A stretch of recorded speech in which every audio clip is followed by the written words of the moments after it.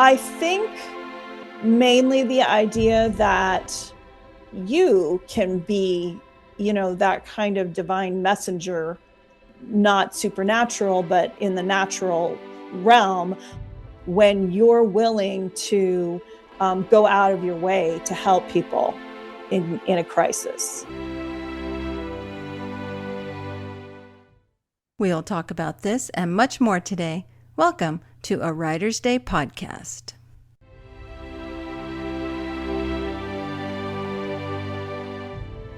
Hey everyone, welcome back to Writer's Day podcast. My name is Ruth Douthit, and I'm an award-winning multi-published author of books in various genres. And I started this podcast for you, people who want to learn more about the publishing industry, about the writing craft, and to listen to amazing best-selling authors talk about their writing journeys and their books. So welcome. And if you like today's episode, please be sure to subscribe over at YouTube at my channel there and support me at Spotify and leave a comment. I'd love to know what you think of today's episode. And head over to artbyruth.com to sign up for my newsletter because I give away a free book every month and you just might win one. And also it's a great way to learn more about me, my books, and my upcoming projects like Book 3 in my Desert Shadows Suspense series. I'm also starting to sketch for my next coloring book and brainstorm for my next Christmas novella coming out in November. That's artbyruth.com today. Rebecca D. Bruner is with me today. She is a multi-published author, Bible teacher, and conference speaker. And she is passionate about helping women embrace God's very good design for their lives. And she has a story in the next Guideposts book, Saved by an Angel, True Stories of God's Hand at Work. So you know the drill. Grab your favorite beverage, a comfortable chair, kick back and relax as we listen to Rebecca's story in this amazing book. Hey everyone, welcome back to Writer's Day.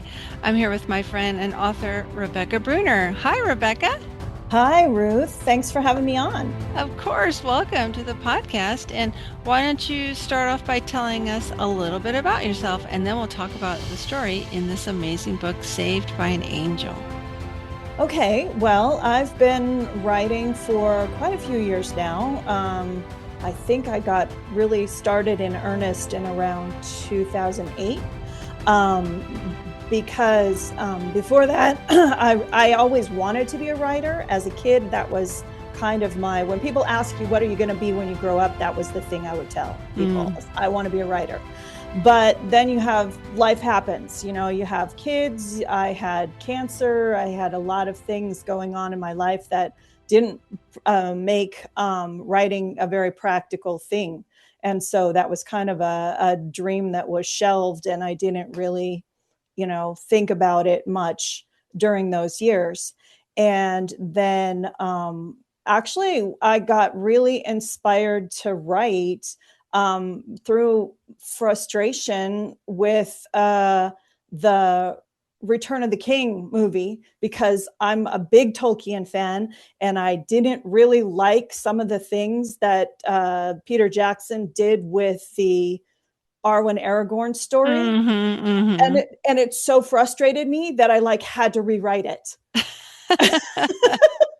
So I started rewriting it. And that's when I discovered that there was this whole category of things called fan fiction out there on the internet. I had no idea. So then for a while, I was writing Tolkien fan fiction just as a way for me to kind of explore questions that he kind of leaves unanswered in the books. And I did that for a while. And then after I don't know, a few stories that I did that on, I had an idea for an original short story. And that was kind of the beginning of writing in earnest as kind of a more serious pursuit.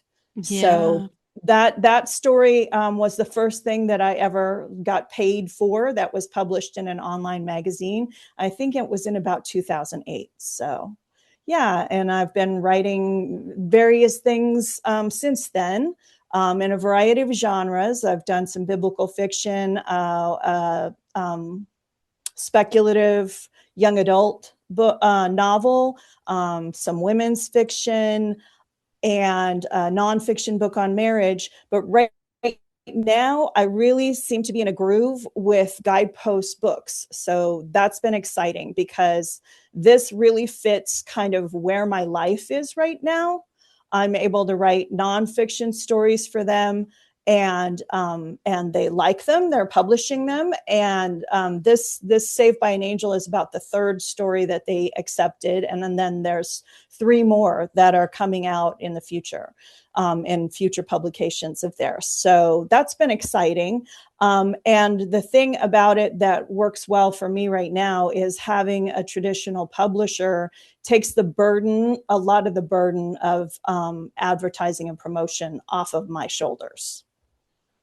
Oh, So nice. Yeah, that does. as you've had a lot of experience in the indie publishing world, and it's a full-time job just promoting your work, not just writing it. Mm. That is a large portion of what indie authors have to do as a career.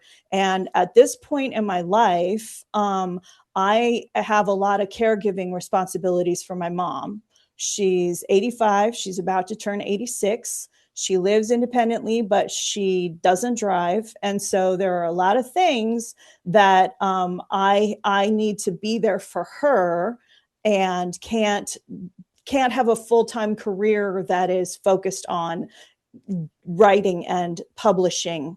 Mm. But this has been a really good outlet for me because I can write stories. They're getting picked up. Guidepost likes them. And the burden of promotion is not so much on my shoulders. Oh, nice. That's wonderful. And Yeah. yeah, so you do all different kinds of genres like me, and I find that that's so freeing and liberating, to try your hand at different things. But wow, to know that you wanted to be a writer as a kid, that is so unique. Most of the authors I talk with, they say, "Well, I love to read as a child, but you knew as a child that you were going to be a writer. That's fantastic. Did you have certain kinds of books that you liked to read back then?"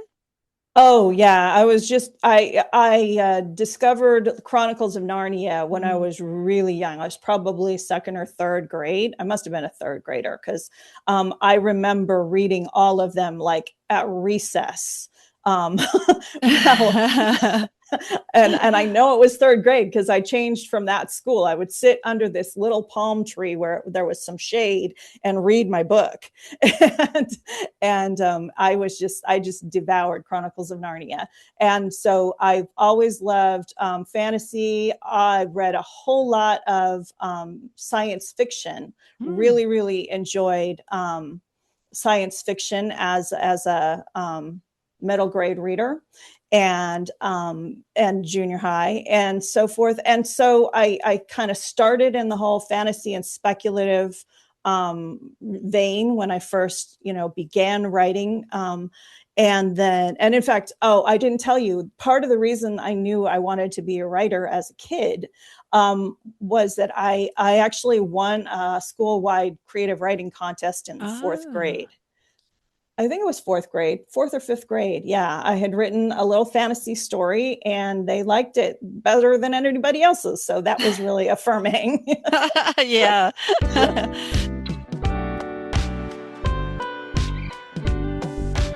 Well, so now let's talk about Saved by an Angel. And Okay. first, tell us about how you got into writing for Guideposts. Well, um, there is an author named Sandra Dalton Smith, Dr. Sandra Dalton Smith, um, and I had met her at a writers conference, at the SoCal Christian Writers Conference a few years back, and signed up for her newsletter. And I've been getting her newsletter ever since. And in one of her newsletters, she had a link to a call for submissions from Guideposts. Mm. And it was for the first book that I got a story in, which is called Wrapped in His Protection. and it's in the God's Constant Presence series. And so for Wrapped in His Protection, what they were asking for just really, I could totally think of a true story from my life that seemed to fit with exactly what they wanted for that book.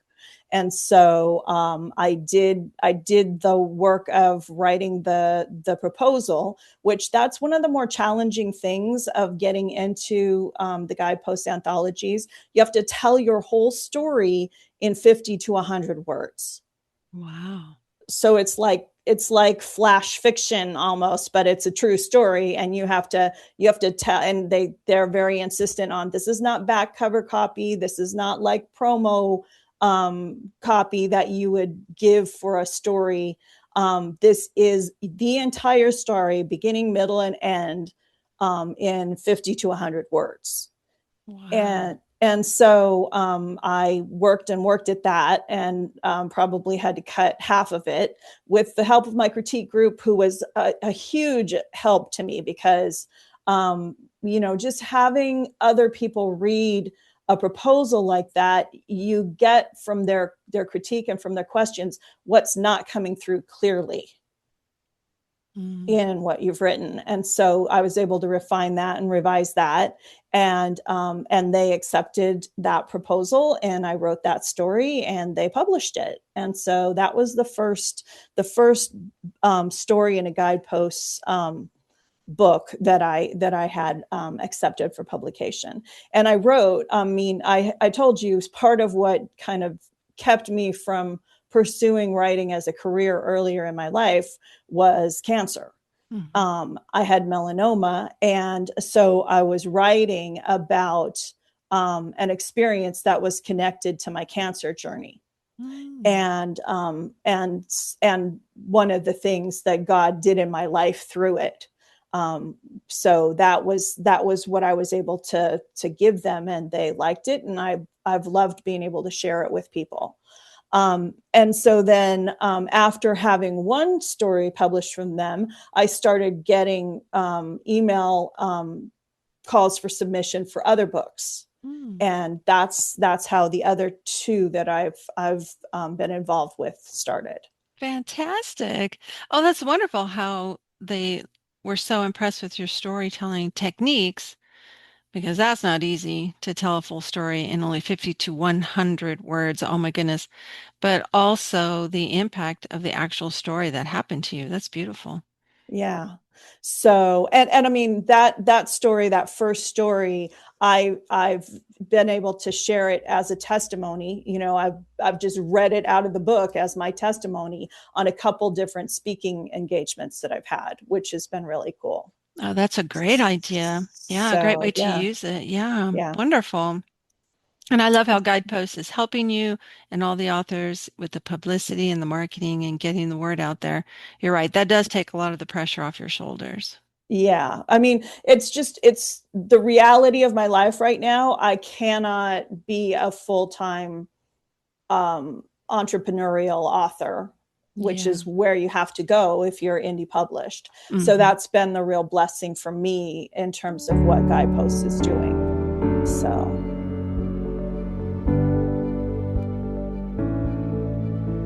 Well, now let's talk about Saved by an Angel, true stories of God's hand at work. So tell us about your story within this amazing book.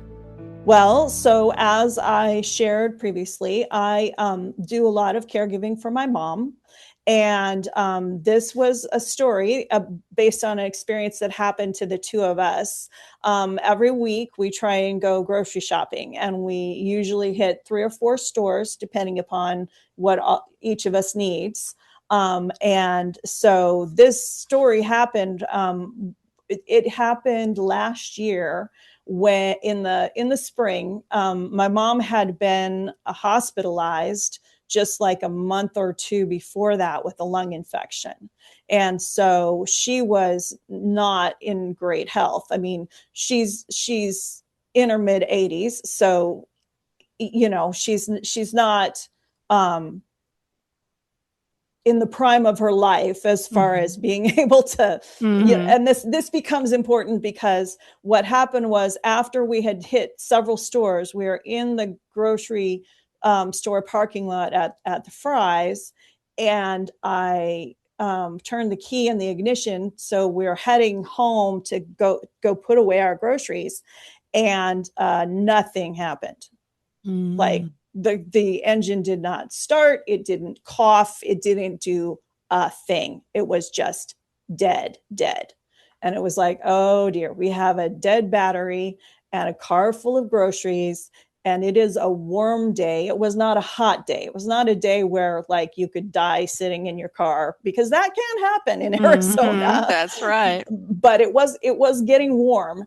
It was definitely too warm to realistically like walk with my mother to a bus stop or something like that. So I was just kind of praying, God, I don't know what we do here. If I'd been alone, I might have tried to take the bus home or something like that. But at any rate, we're calling people and trying to find somebody who can come and maybe give us a jump start on the car. And I connected with one friend who said she wasn't too far away. She was like at a used bookstore with her son, and they were waiting for his books that he was trying to resell to get priced. And she said, I think I could maybe help you. But then it turned out she called me back and said, no, I don't have my jumper cables. About then, the people who were parked in the space next to us came, and they were getting in their car. And I said, my battery is dead. Do you have jumper cables? Would you possibly be able to jumpstart our car? And so he said, sure. And we hooked up the jumper cables and we tried to jumpstart it, and it would not start. It was a battery that was so dead that jump starting from his battery was not going to work.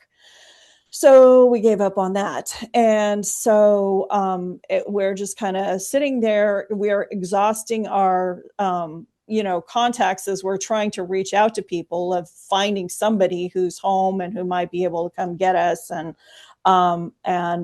finally, I was able to connect with my friends, Carlos and Crystal, who are part of my writer's critique group. And they said they would be happy to come help us. So that was great. So then we knew help was on the way. And those are the angels that I refer to, right? Because God sometimes sends people as his messengers to come to our rescue. I mean, he sends supernatural messengers in some situations, and in other situations, he sends people who can minister to you on his behalf. And I feel like that's what they did for us that day. So they came, and I, was just feeling like, okay, we'll just abandon the car and I'll deal with that later. But I've got to get my mom home, and I got to get these groceries home. So when they arrived, we loaded all of the groceries into their trunk, and they were so sweet. They had, Crystal had put a bunch of water bottles in a cooler for us, so we had cool water to drink. And after getting all of the groceries out of the car, I remembered that we had a little like emergency battery charger in the I have a hatchback, and it was like under where all of the groceries were stored with the spare tire. So once I got that out, I never used it. Had no idea if it was going to work. I was doubtful because of the fact that we'd already tried to use the jumper cables. But I figured, well, it's worth a shot. So Carlos helped me get it hooked up. I started the car, and it actually started. So we're like, praise the Lord. Yeah. So I asked them to follow me home, because I didn't know if the car was going to make it home or not. So they had my mom in their car. I was driving home, and they followed me, and they helped me get my groceries put away. And I asked them if they would take mom home and help her. And they did. And they took her to her house, which is about 5 minutes away from where I live. And they helped her unload everything and just get all the groceries put away. And they just really went above and beyond to help us out. So that is the story that I told them for the Saved by an Angel series. And that's what's in this first one in the Angels in Our Lives series. Oh, that's beautiful. How did they respond when you told them that you were sharing this story in the book? Oh, they were thrilled. I mean, as I said, they're critique partners in my writers group, and so they help me, with critiquing, with feedback on the story and working through, refinement before it got submitted for the final edits for Guideposts, and yeah, so they're very excited that it's in there too. They must have been like, "Hey, we're not angels." Well, at that time, you know what they That's right. They were to you, that's for they sure. yeah, they were God's messengers, so I'm holding on to that. So does this book also have stories of what some people would say, like you said, the supernatural, or is it just, flesh and blood? I haven't read everything in here, so I am not sure. I think it has both. Okay, that's what Um, I thought. Yeah. yeah, my impression is that it has both, and I know that I've written since this since getting my final submission for this book. I've written two more stories for this series that are coming out in future volumes. One of them is a story that I did an as told to story because it was a story from a friend of mine who had been in prayer group with me for years, and she had told me this story Mhm. back at that time, and I knew it was exactly the kind of story that they would want for this series. And her belief is that the people who came to her rescue in that situation were probably actual angels. I mean, they were people she didn't have any knowledge of before, and it was just kind of out of the blue. Here were these two women hikers who assisted them in a kind of Mm. emergency situation. So Oh, yeah, I've had those experiences. Yeah, I was wondering if they had those stories too. That's remarkable that they allow you to do the as told to. So that's neat that Guidepost does. yeah, they do. So that's a thing that people who are interested in writing for them should consider too. Is that it doesn't necessarily have to be your true story that you Mm. submit. If you know of somebody who would like you to ghostwrite their story, and it fits what they're looking for, that's a good way to connect with this publisher as well. Oh, that's encouraging. Well, wow, this sounds like an amazing story. And I think people listening are probably nodding their heads as if to say, yeah, I've been blessed by people coming to my rescue too. And wow, those folks are just so amazing when they do that, when they answer the call, and Mm-hmm. you feel so stranded and alone. And then folks really take the title of friend seriously like that. That's beautiful. Yeah. Well, I know that these books want readers to take away something from each story. So, what do you want readers of your story to take away from it? I think mainly the idea that you can be, that kind of divine messenger, not supernatural, but in the natural realm, when you're willing to go out of your way to help people in a crisis. Hmm. Okay, so you're saying, hey, you don't always have to call on someone, but did you know that you can be that person who can step Exactly. in and help someone? Ah, that's Exactly. wonderful. Well, that definitely is a message of hope that the world needs right now more than ever. That you can pray to God. He hears you, He sees you. Sometimes He'll just touch that battery and it starts. But other times He wants to bless people and He'll bring a couple of people into your life, and He will bless them with every spiritual blessing for the sacrifices. And I think it's wonderful that they thought of you both. They brought the water for you. They took time to carry the groceries. Things like that is so special, and the memory will last forever. Yeah. I mean, it was one of those situations where I was like, I was literally there was no other solution that was coming to mind, because my husband works downtown. There was no way I could get him, and he takes the bus downtown. So there was no way, he didn't even have a car that he could come, and he was so far away. There was no way that was going to work. And my daughter teaches at ASU, and there was no way I could reach her when she was in class or teaching. And my son is a massage therapist, and he was working clear up in North Scottsdale. So at least a half an hour's drive away. And there's no way I could reach him if he was with clients. So I had no family member options. I'd already reached out to the friend who we thought was going to be the answer, but didn't have her jumper cables, and jumper cables might not have worked anyway. So, so at any rate, it was just, they were the people who responded to our call in that moment of crisis. And they were so happy to help us. And that was just really wonderful. Oh, praise God for them. Well, so what's coming next? Can you give us hints as to what the next couple of stories are?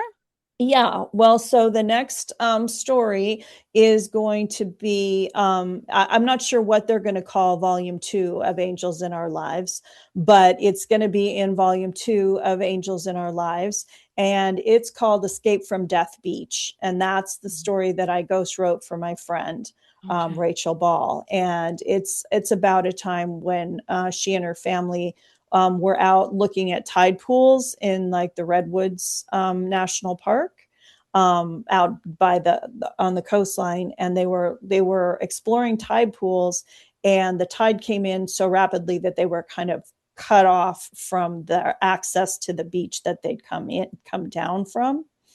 And so she had 3 little kids, like one of them was 1 year old, and just getting them out of the cove where the water was rapidly rising and back to the beach was harrowing enough. And then they were going to have to go all the way up this very steep embankment, very, very steep trail, to get back to where their car was parked. And they were just all exhausted. And that's when these 2 hikers kind of came to their rescue out of nowhere and just helped get all the kids up to the top of the cliffs, and fed them and dried them off and took care of them, so that they were all so that by the time she got up there, everybody was calm, everybody was settled and eating and dried off. And, so they just really, really helped in that time of critical need. So. Wow, that sounds incredible. All right. Well, so Saved by an Angel, the next book comes out. This one, Saved by an Angel, is it out in the world right now? It is. I think it is available now from Guideposts. So if you go on the Guideposts website, you should be able to get it there. I think it's also available on Amazon. So wonderful. And it's on Kindle Unlimited too. Oh, yeah. So if you have Kindle Unlimited, you can check it out. There you go. So it's Saved by an Angel, True Stories of God's Hand at Work, Angels in Our Lives, Book 1. And when does Book 2 and 3 come out? Do we know? I am not sure. Okay. I know that I just did the final edits for the story that is going to be in Book 3. Okay. So it may be, it'll probably be a few months before Books 2 or 3 are hitting the shelves, but yeah. Okay, and folks, you can head over to Amazon and follow Guideposts, so that way when the new book comes out, you'll be alerted to their next ones, and that way you can read Rebecca's story. This one, Saved by an Angel, Book 1, and then also Books 2 and 3. So that's what I do. I like to follow the author, and then you'll get an email notification of their next book coming out. Well, Rebecca, this has been such a treat. What an amazing story, and a blessing too. I feel so encouraged by it, and I hope our listeners do. But we'll definitely have to have you back on to talk about the next book, your next story in the book, because that one sounds tremendous. Wow, it sounds like a thriller. Look forward to reading that one, and I'm glad it has a happy ending too. So thanks for joining me today. Well, thanks for having me on. It's been a real pleasure and an honor to be featured on your podcast.